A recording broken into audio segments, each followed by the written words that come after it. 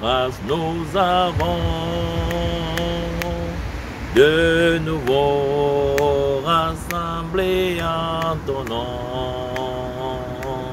tous autour de la parole de Dieu. Nous nous trouvons unis, jeunes et vieux. Nous te louons à haute voix.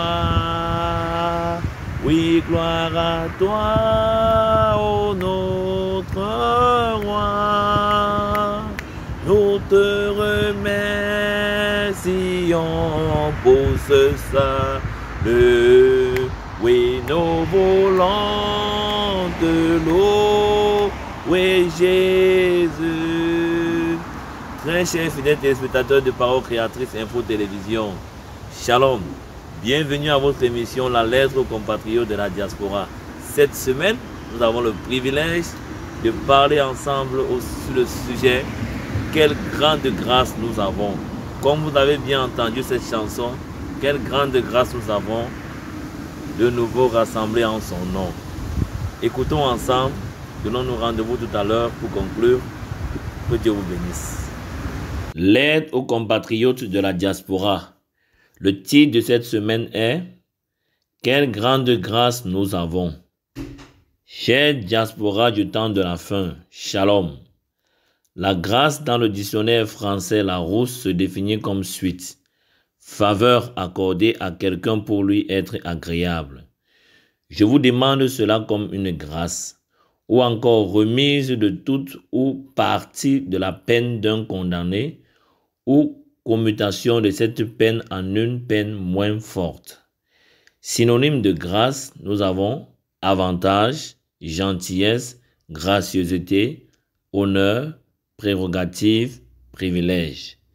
Bien-aimés dans le Seigneur, c'est un honneur pour vous et moi d'appartenir à cette génération qui a vu et entendu la prophétie, voire l'aboutissement de la prophétie qui déclenchera le retour de notre Seigneur Jésus-Christ pour l'avènement de sa chère épouse. Dans la citation du prophète William Branham intitulée « Les actes du Saint-Esprit », prêchée le 19 décembre 1954, au paragraphe 87, le prophète de Dieu dit « Je pense que l'un de ces glorieux jours, quand cette confédération unie des églises se rassemblera et que le nouveau pape sortira des États-Unis et qu'il sera placé là selon la prophétie, alors on formera une image à la bête. Et je vous assure, la véritable église de Dieu va se rassembler. Les véritables et authentiques croyants venus de chez les méthodistes, les baptistes, les presbytériens, les pentecôtistes, les nazaréens, les pèlerins de la sainteté ou n'importe quoi se rassembleront et ils seront cimentés par l'amour de Dieu. Ça formera le corps du Seigneur Jésus-Christ, tous les croyants. Et les libres penseurs et les gens à l'esprit superficiel seront jetés d'un côté. Ils iront tout droit dans la confédération des églises. Les saints de l'Ancien Testament et du Nouveau Testament auraient bien voulu vivre ce moment. Depuis la balustrade des cieux, ils auraient voulu, si cela leur avait été accordé, plonger leur regard afin de vivre eux aussi ce moment.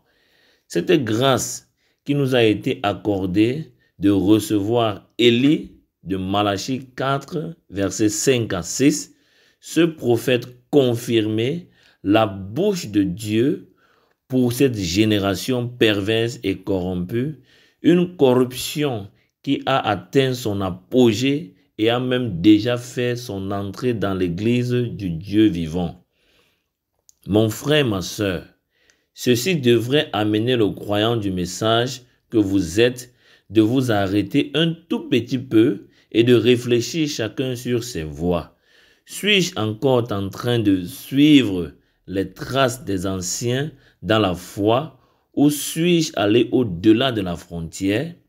Le prophète Branham avait l'habitude de dire qu'une grâce n'est grâce que lorsqu'elle est acceptée comme grâce.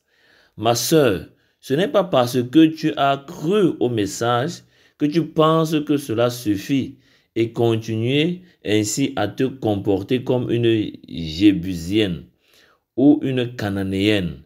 Certes, la parole dit, là où le péché a abondé, la grâce a surabondé. Mais elle dit encore, demeurerions-nous dans le péché afin que la grâce abonde? Selon Romains chapitre 6, verset 1. Mes frères et sœurs, étant donc donné que ce privilège vous a été accordé, servez donc le Seigneur avec crainte et tremblement, sachant que le Seigneur a ses yeux braqués sur vous et qu'il rendra à chacun selon ses œuvres. Selon Matthieu chapitre 6, verset 27. Ainsi, cette grâce reçue de la part du Seigneur doit amener chacun de vous à s'examiner chaque jour afin d'être cette épouse sans tache, ni ride, ni rien de semblable, et d'être parmi ceux-là qui iront avec notre Seigneur dans l'enlèvement. Quelle grande grâce nous avons, de nouveau rassemblés en son nom, tout autour de la parole de Dieu. Nous nous trouvons unis, jeunes et vieux. Nous te louons à haute voix. Oui, gloire à toi, ô notre roi. Nous te remercions pour ce salut. Oui, nous voulons te louer, Jésus.